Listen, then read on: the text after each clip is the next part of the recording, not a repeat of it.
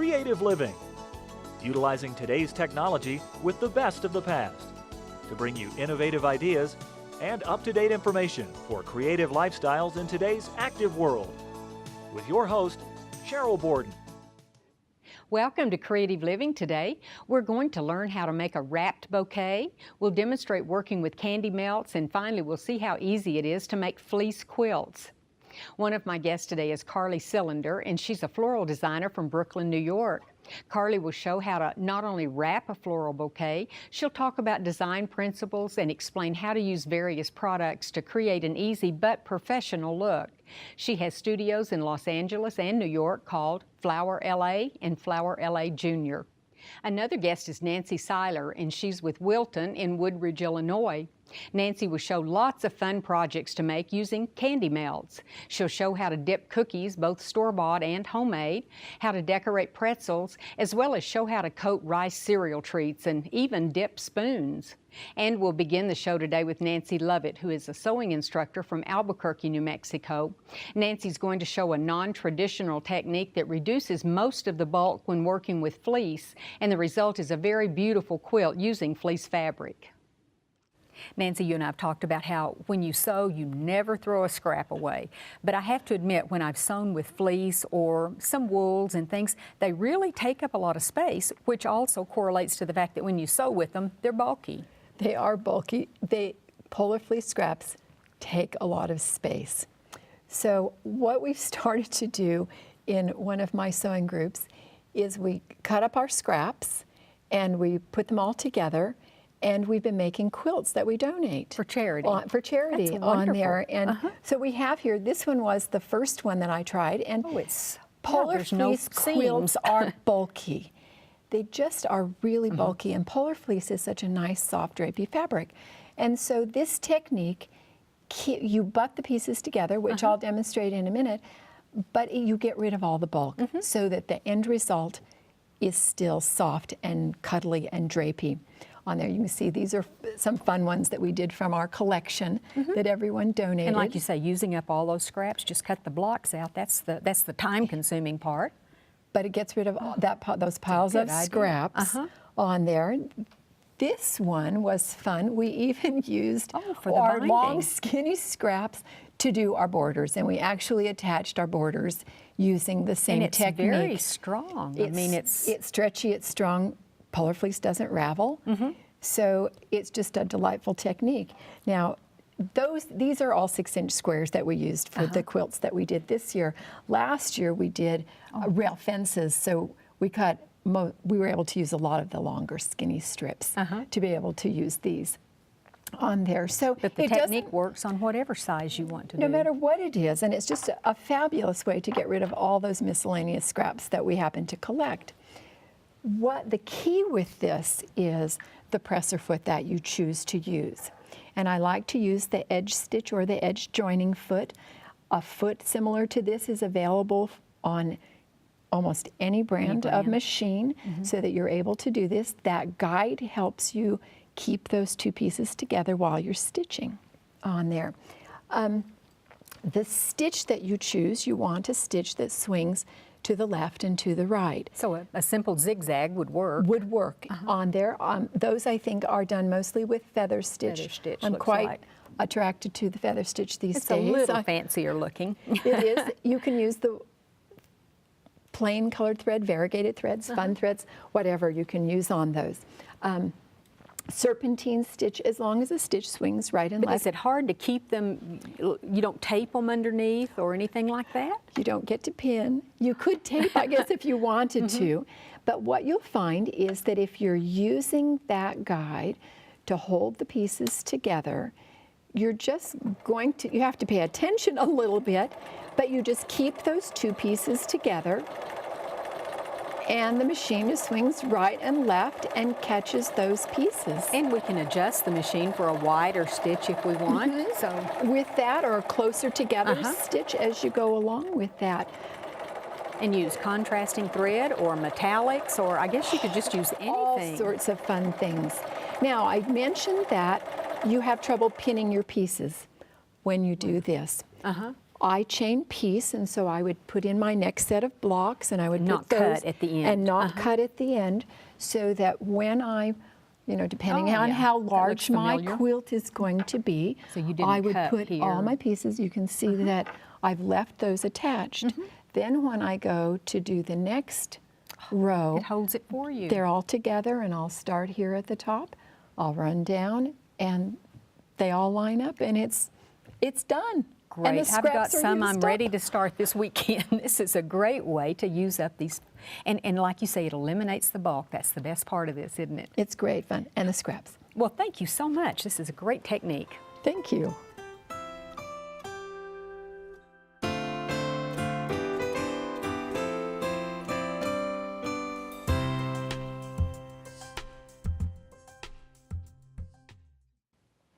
Nancy, when you said again that you were going to work with the candy melts, I thought, we've done everything there is to do with candy melts, but Nope. you always bring new ideas.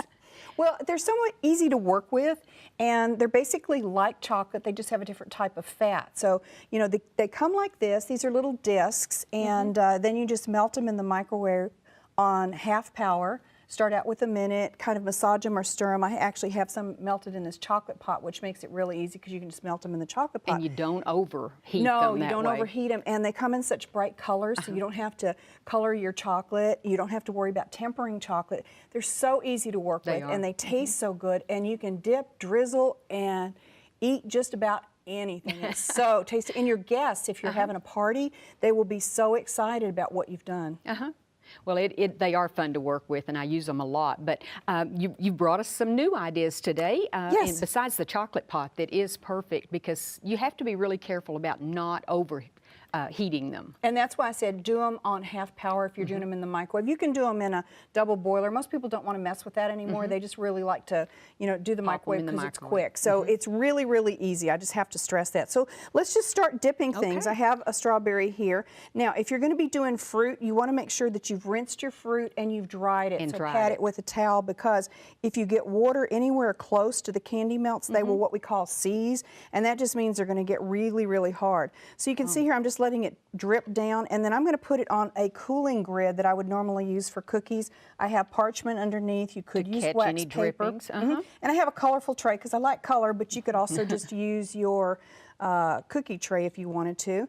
These are just some store-bought chocolate chip cookies, so don't be afraid to use something that maybe you didn't bake just because it's very easy. And then pretzels. Everybody loves that sweet, salty That's it. aspect of the pretzels, And you see can I'm do just the kind of twirl. twist, or you can do the sticks. These are really easy And then, to do. what you could do now is just put some colored sugars on top, or sprinkles if you wanted to do some jimmies or nonpareils, and just give it a little bit of a pop there. Now, if you've already dipped your items like I have here. And it dries pretty fast. So, It does. Now, normally I would put this in the refrigerator for maybe 5 minutes. It will dry on the countertop, but it's going to take a little bit longer, but just 5 minutes in the fridge. Now, these I have some disposable decorating bags. Again, the candy discs I have and you just melted. heated this in the microwave. and then I massaged them and then reheated them. So you can cut a little bit of a tip, and then I'm just going to come along here and drizzle. How easy is Now look that? how that makes that cookie pop. And these are just store-bought cookies again, just like Yeah, you were just talking store-bought about cookies. the chocolate chip. Here's some of the pretzels that I dipped earlier. And Doing it wanna- in red like this makes me think of Valentine's or Christmas, but there's so many holidays you could change, like you're using the yellow now. You can just make it fit into any and here's season. the other thing. Look at this. Oh, Is double. this exciting or what? Yes. We're just really living it up today. So, I mean, that just makes it really simple. And, there's so many things that you can dip and drizzle. Bananas, I kind of stay away from because they brown, but you can do pineapple, virtually any fruit. Then also wanted to show you something else that you can do with the candy melts. This is just an 8-inch square pan. I've lined with parchment. You could use wax paper or plastic wrap. And then I've melted the candy melts, put it in the bottom, and then you can see it makes it easier to pull out. No Now cleanup either. No, this I would leave in the fridge for a good 20 or 30 minutes, and I've just kind of creased that there so you can see. And I've just put banana chips. Apricots is another one that I love dipping.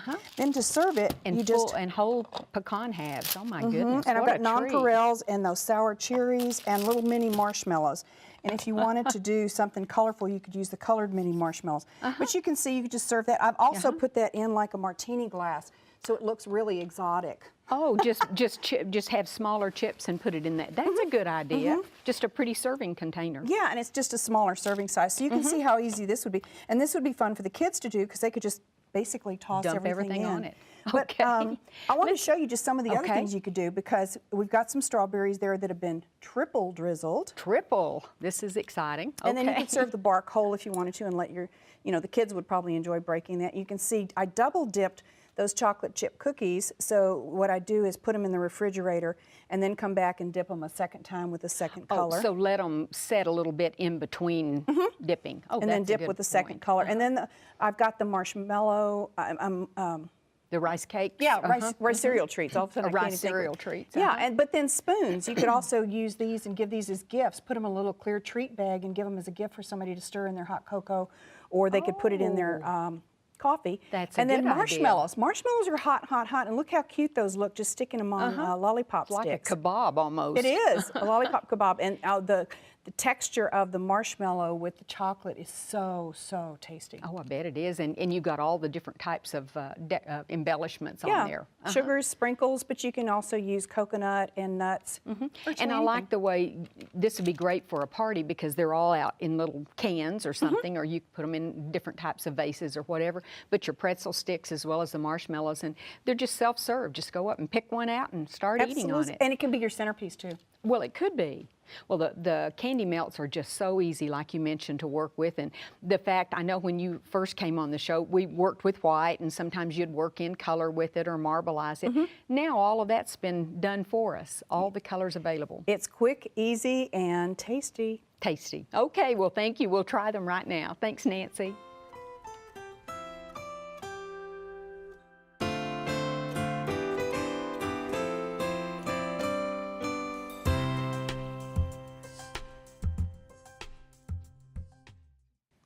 Carly, thank you so much for coming. Yeah, I thanks just for having love me. when florists come because the studio smells so great. Yeah, I hope it really And fills you're it up. going to talk about how we can buy just the most inexpensive flowers somewhere and take it apart. Yeah, so what I normally teach when making a bouquet is for someone to buy a pre-made bouquet because often you'll get good variety in that, but sometimes it looks a little cheesy or Fake. cheap. Yeah.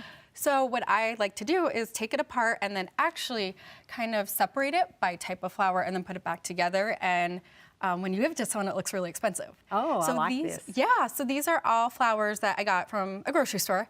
They're really common. There's roses, spray roses. This is alstroemeria, which is also called a Peruvian lily to be fancy.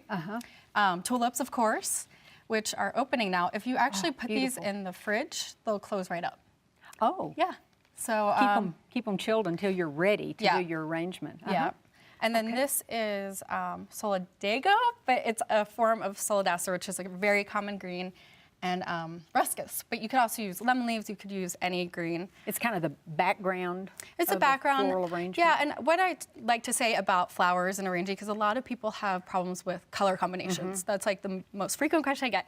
And so I think of it as painting. So if you want something really light, you would add whites, you would add a lighter kind of filler. And if you want it more wintry or masculine or just a little bit darker, then you add the dark greens. Oh, that makes sense. Yeah, I like to always think about it as a painting. And you for flowers. mentioned something about something to look for on the wrapper. So I never thought a lot about of that. when I picked up these flowers, I noticed that this is Rainforest Alliance, and you can What see does the that mean? label.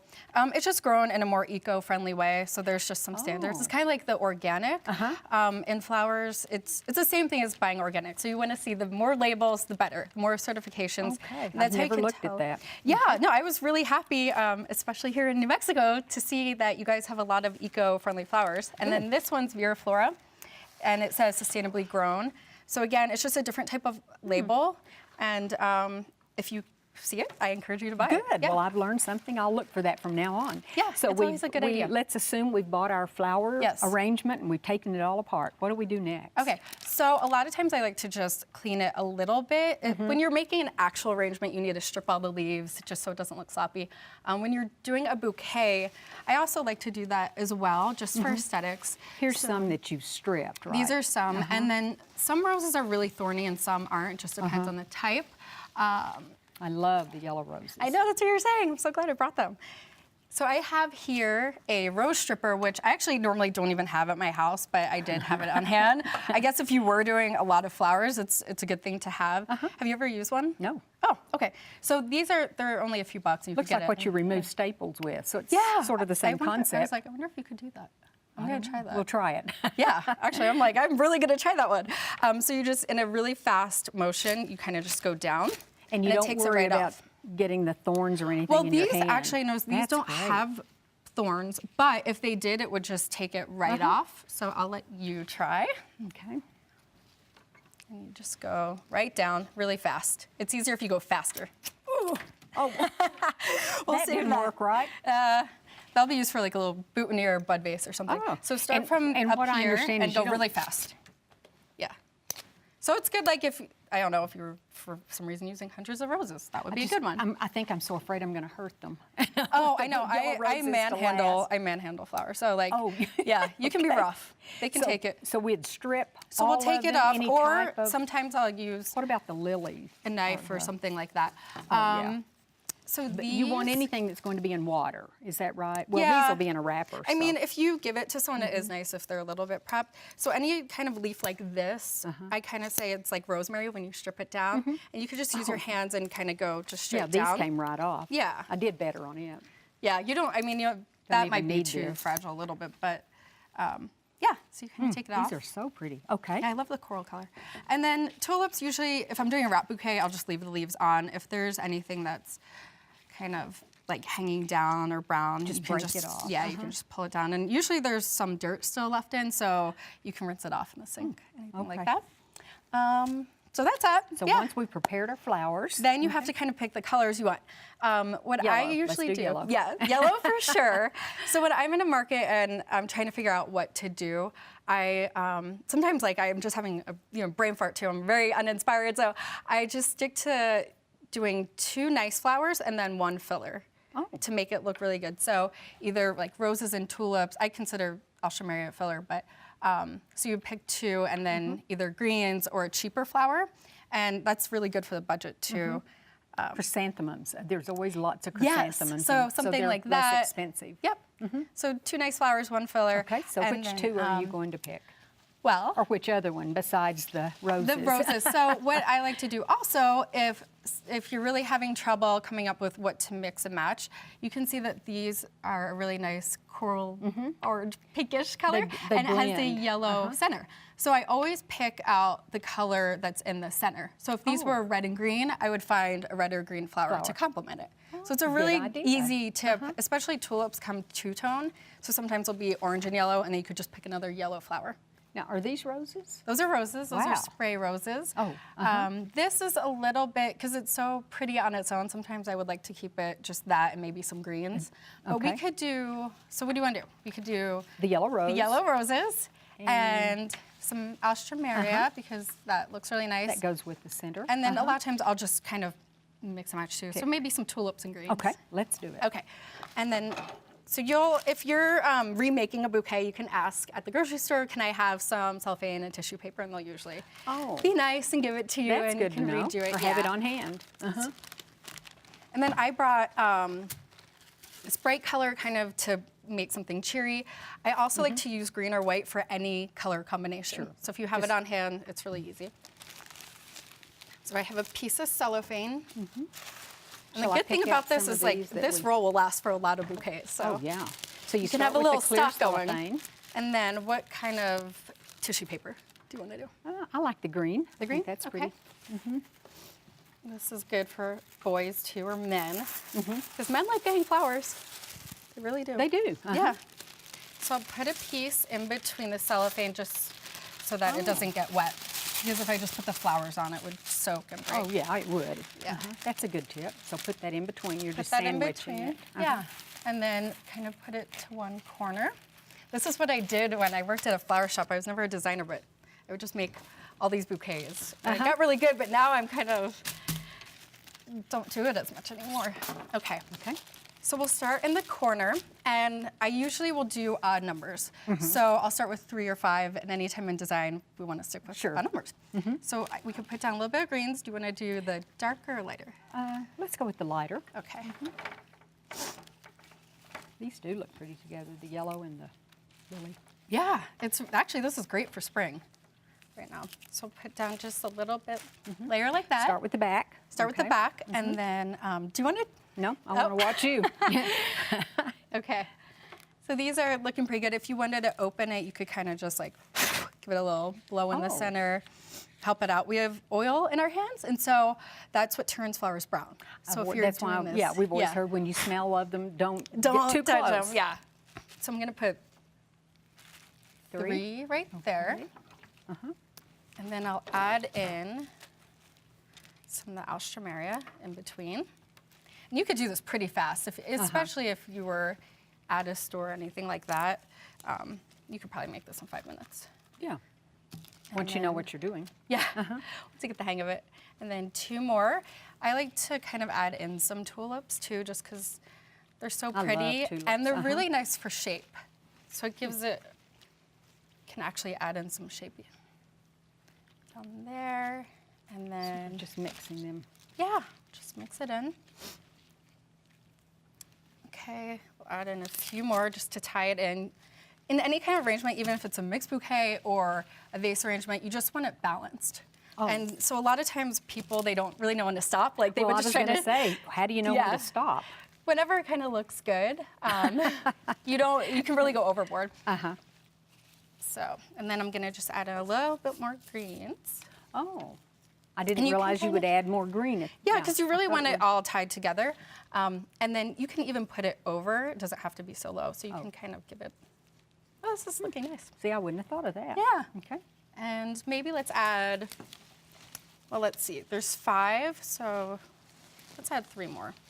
Okay. Make it 8. Just one that's cleaned. Okay. Go. This is going to be a lucky recipient. I'm keeping my fingers crossed. Okay, and then what I usually do is I'll add in just a little bit more greens. Oops. See how you manhandle? Yeah. Okay. Okay, so something like that. And then you'll that's cut so this. pretty. Thanks. Yeah. I wondered when you'd cut. cut so it. you So wait I to do that just at cut it just to be able to wrap it. So usually at Okay. the shortest. Because again, we know that we're supposed to cut it at an angle. And we put it are. in That's water really when it goes gets into home. water. Yeah. This, it doesn't really matter. So you could either tie it right now or have a stapler right Would here. you use rubber band on it, or would you use some type of You string? could. Or what would you? I'm going to use ribbon, and I chose pink because I knew there were some Good. pink tulips. So you could also use white or twine the or bottom anything up. you have. So I'm lifting it up, wrapping it over like that, and you could staple it right now, right here, especially if you have something really large. Oh, So you could just give it a little staple and then cut a piece of ribbon.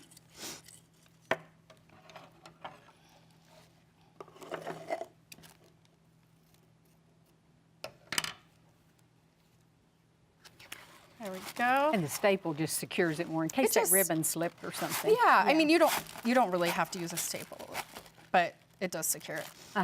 Tie it up like that, and then kind Oh, of then you push that fold that one back. Yeah. And there we go. Miss America. Oh, wow, how beautiful. There you go. Let's take a look.